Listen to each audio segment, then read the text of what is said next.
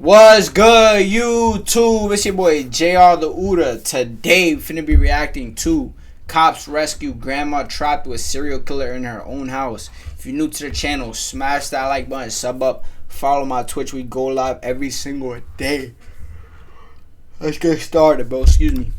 Kill me. No. I know that I can't beat you here, but I can't kill me. No, don't do that, sir. Just kill me. And we're doing it for the families of the victims. When the police in Albuquerque, New Mexico responded to a domestic dispute on April 6, 2020, they had no idea that they were about to make contact with a criminal who was hiding a horrific secret. In fact, it would take another year before they realized the appalling extent of the perpetrator's crimes. And I tried to be nice and they never appreciated it.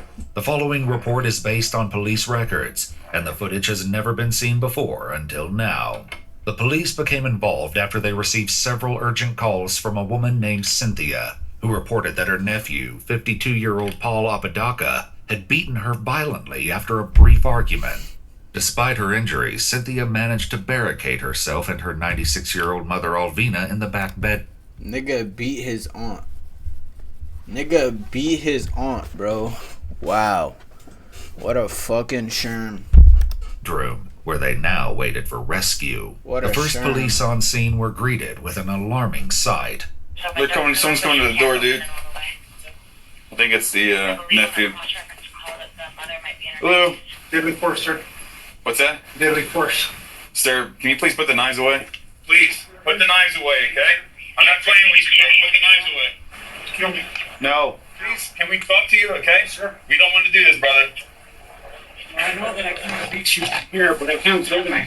No, don't do that, sir. Like what? Paul was no stranger to law enforcement. In addition to being a registered sex offender, he'd been incarcerated multiple times for charges including... Yo! This nigga has more arrests than I have fucking pictures on my phone. He has more arrests than shoes, than the amount of shoes I have, my nigga. This nigga's first arrest was when he was 18.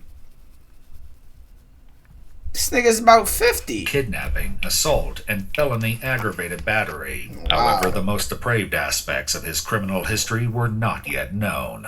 People has been putting powder in my nose all night and it drove me crazy. Well, let's talk about that, okay? That's what we're here Right, for. you're not gonna... Huh? You're gonna think I'm insane. Come on, buddy. Let's just talk, okay? No. Talk. How's the situation? Let's talk. No. 3, 2, 1, no, just walk back into the house. While these officers attempted to wrangle Paul, several others jumped the backyard fence to make contact with Cynthia and Alvina, still barricaded in the back of the house. What did he hit you with? Grand. Very quickly, the officers realized that Cynthia's injuries were far worse than they originally thought. She's very, very beat up.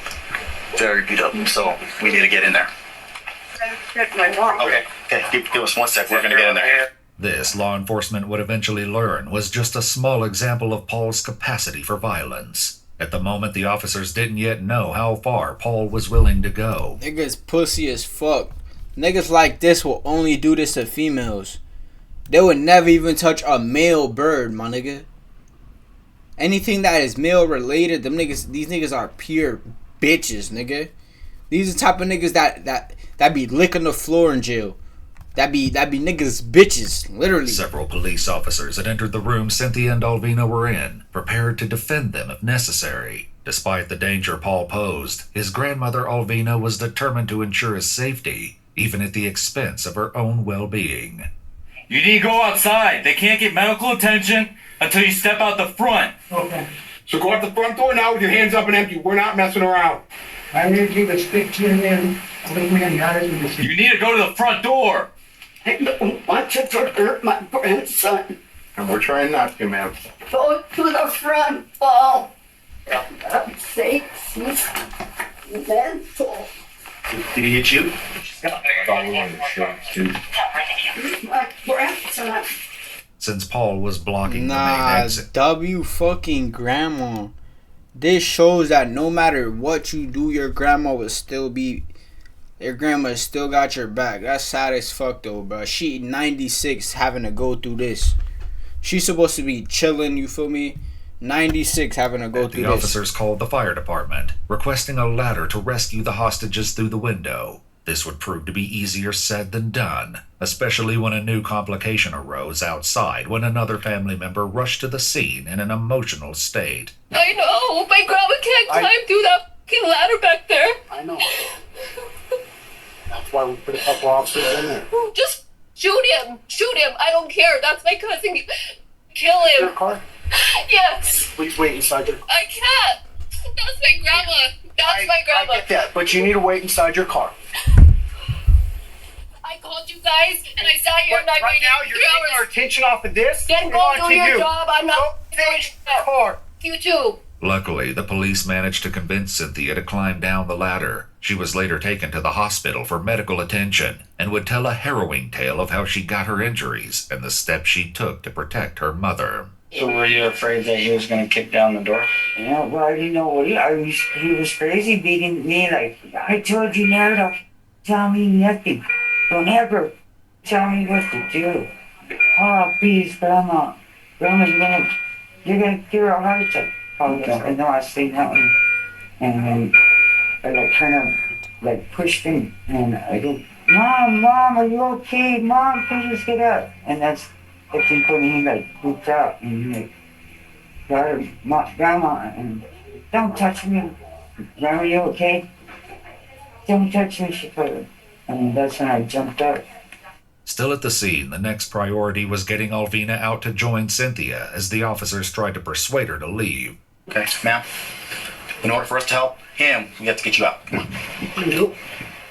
Ma'am, I need you to try to get down, okay? You can scoot down that ladder. You don't have to climb down it, okay? I don't want to go down. I won't. You need to. Leave my grandson. You need to, okay? She said she's Eventually, not the leaving her grandson. Damn. Officers managed to coax Alvina out of the window and guided her safely down the ladder. Seconds after, Paul appeared at the back door. Take your... Oh, you got contact. Keep walking out. Keep walking out. Walk out to the sound of my voice. Put your hands up now! Put your hands in the air. Drop whatever's in your hand. Put your hands up now! Put your hands Okay, up. hands in the air. Step Put your down. hands up, you're about to get 40, sir! Step down. Put your hands up in the air. Turn around and face the house. Turn around. Put your hands behind your head and then release your fingers. Put your hands down! Put your hands up! Be back! Okay. Turn over! Even with the suspect subdued, the emotional turmoil on scene was far from over. Wow. Hearing the shots and not realizing the officers had fired beanbag rounds, Alvina immediately became distressed. He's okay. They didn't shoot him. No, he's okay. See, they just put him down, bro. He's okay. Come on. Paul was arrested and convicted of assaulting a peace officer with a deadly weapon, but it would only be over a year after Paul served his sentence for this crime that the police would learn that they hadn't even scratched the surface of his criminal record. More chilling details about events connected to several 30-year-old cold cases were about to surface. On July 20th, 2021, over a year after the assault on Cynthia, Paul was spotted wandering around outside a children's psychiatric hospital. He was arrested as there was a felony warrant out for violating probation. Yet again, this was nothing compared to the bombshell Paul was about to drop. Got air conditioning back there, Paul? Why not? What'd you do?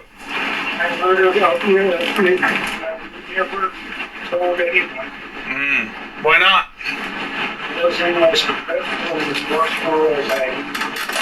Shockingly, the woman Paul mentioned had been murdered more than 3 decades prior, on the evening of June 22nd, 1988. 30 years later. He said this 30 years later. Wow. I ain't gonna lie. What I always say is, no matter what you do, if you do some shit like this, a murder, whatever the case may be, that shit's gonna haunt you alive, my nigga. That shit will literally haunt you alive until you're dead. Like, literally, gang. Literally, I always say this shit. You're not gonna be able to live with that shit, bro. Back in 1988. As far as the police could tell, 21-year-old Althea had stepped out for a walk after an argument with her boyfriend, only to fall victim to a senseless crime they were never able to explain. Until now. Now, as the officers took Paul straight to the police station, 2 cold case detectives sat down with him to see if he was telling the truth. You didn't know Althea? Yeah, Okay. she was walking behind. She what? Alfie was walking home from day. Attention was time. Okay. I stabbed her to death. I didn't know that I was going to do that. How many times did you stab her?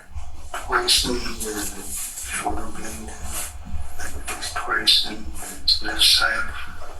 According to police reports from 1988, a neighbor heard Althea scream. She called the police as the attacker fled and Althea collapsed. Police and rescue units were immediately dispatched, but tragically, their efforts were not enough to save Althea, who soon passed away in the hospital. Rest in peace to Althea. I'm not gonna lie, this nigga's a pure bitch. This nigga's a pure bitch. What I say, bro? Niggas like this only do shit like this to females. To females. Jetto, let's hop this nigga, bro. Word to bro. Several witnesses were able to describe the suspect, and a composite sketch was published in the local newspaper. Unfortunately, this didn't lead to any substantial leads, and the case eventually went cold. The detectives went to speak with Paul's brother, hoping to gain further insight. During the conversation, they broke some horrendous news. I'm doing it for the families. I'm right done. Victims? I'll tell you what on me. And yet, Althea's murder was just the beginning of Paul's brutal rampage. Another girl was crossing a bridge. We were over game. In the interrogation room, the cold case detectives pushed for more details. What does she look like? I couldn't tell at the range. Okay. How did you kill her? I shot her. Mere months after Althea's murder, on September 9th, 1988, 13-year-old Stella Gonzalez was walking home with her friend Hope. The 2 girls were stopped by some men in a car who tried to pick them up. While Stella briefly spoke to them, Hope pulled her away as the car drove off. But minutes later, gunshots were fired in their direction, and Stella was tragically struck and killed. Depressingly, there were no witnesses to the crime besides Hope. The only potential lead came from a police officer who observed the girls walking, as well as a car which might have been a blue Chevrolet Chevelle with 3 Hispanic males inside. With no additional witnesses, this case... Like, this is insane, bro. This is insane. This nigga was just out here just killing people for what? Literally for nothing, gang. For nothing at all. This nigga was bored with his life. Like, I've never, like, he literally had no motive. No motive. Hispanics.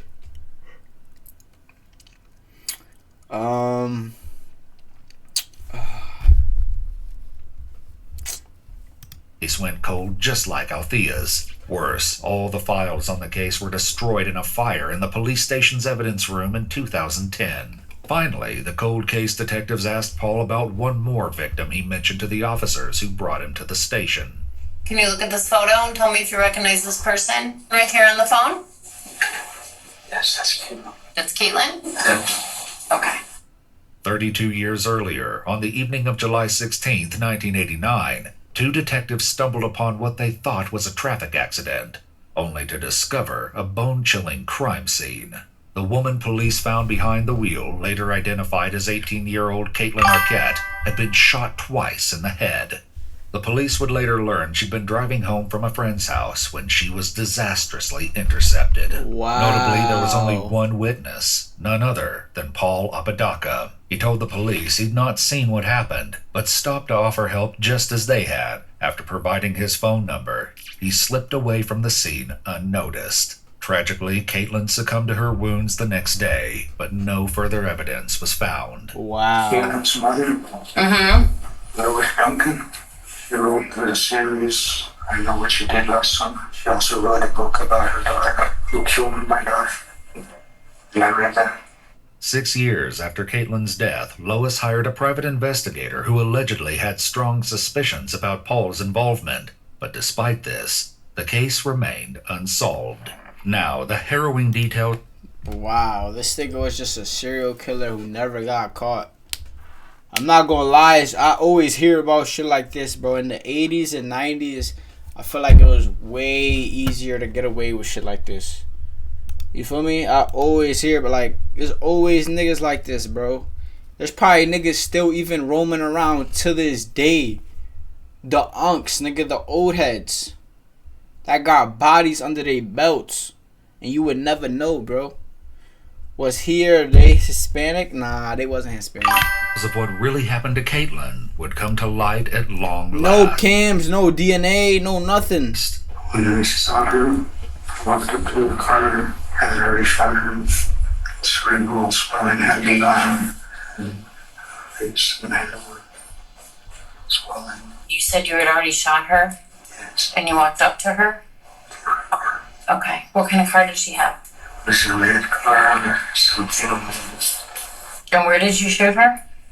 I never touched her, but I shot her and killed her. In a later interview, Paul Wow. further explained that Caitlin had pulled up next to him to stop at a red light. He fired twice, and when the light turned green, Caitlin pulled forward, crossing the median and crashing her car into a pole. Paul said he then hid his firearm under his seat and drove up to investigate her condition. Paul's frenzied violence didn't stop there. In 1990, he was charged with aggravated battery after shooting a man who he claimed he mistook for a woman. More disturbing insight connecting to this was just around the corner. However, before addressing this, the detectives questioned what motivated Paul to come forward with these terrible admissions after more than 3 decades of silence. 3 decades is crazy. It taken me so long to know how much a pain I've caused. What I considered the ultimate sin. When I killed Althea, I thought that I could do no more harm. After years and years of contemplating and researching this, I understand all the pain that I've caused, and I feel it for families of the people that I've murdered and raped. I've seen it in my own family. I've done it to my own family. Paul claimed that his latest incarceration for assaulting Cynthia left him with a lot of time to contemplate his actions. He claims he spent the year crying for offending God and for hurting his victims and their families. He recounted holding a napkin to his face to collect the tears, wrote down why he was crying, and placed the napkins in between the pages of his Bible, creating what he called a book of tears. God is forgiving.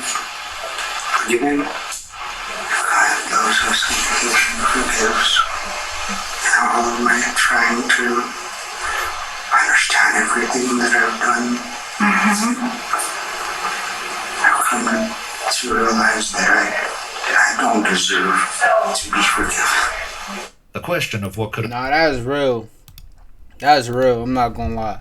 That's probably the realest thing Brody done said. Not gonna lie. That's probably the realest thing Brody done said. I ain't gonna lie. Everything he did was some fuck shit. 100%. You feel me? But the fact that he's able to come clean, you feel me? Even admit this. Because he did not have to admit this. He could have kept this shit to himself. You feel me? Kept this shit inside. You feel me? But the fact that he admitted this and is even, you know, strong enough to say I did wrong, I know I did wrong, and I shouldn't be forgiven, you feel me? That takes a lot for a nigga to say. You feel me? So I give bro his props on that. Driven Paul to such horrific actions remained unclear until he made one final harrowing admission. Why did you do it? The anger in my heart against women. You had what in your heart? Anger. Okay. Resentment. Why? Because I've always seen men treat women bad, and they have all the women, and I tried to be nice, and they never appreciated it. On January 29th, 2020... I would try to be nice and they would never appreciate it. Oh my gosh, bro. You ruined your life because you were trying to be nice to women and they never appreciated it. What a fucking jerk. Like that don't even sound right, bro. When the judge hears that, he's gonna be like, yeah, come on, bro. 24. Paul Apodaca pleaded Wow. guilty to 3 counts of second-degree murder, 1 count of kidnapping, as well as Excuse 1 me. count of first-degree attempted criminal sexual penetration for assaulting Althea. He was sentenced to 45 years in prison, while Paul confessed to several... That's it? Only 45? That's it? Nigga, 3 bodies? 3 bodies, only 40... additional sexual assaults. He was never charged. If released, he will be on parole for 2 years and on probation for 5 years. Oh, hell no. Oh, hell no. Who came up with those? Whoever came up with that sentencing, my nigga, you gotta be stopped ASAP. Not gonna lie, bro. But YouTube, man, if you like this video, do me a favor, smash that like button, sub up, follow my Twitch. We go live every single day. Appreciate y'all so much for watching, man. I'm out here. Deuces.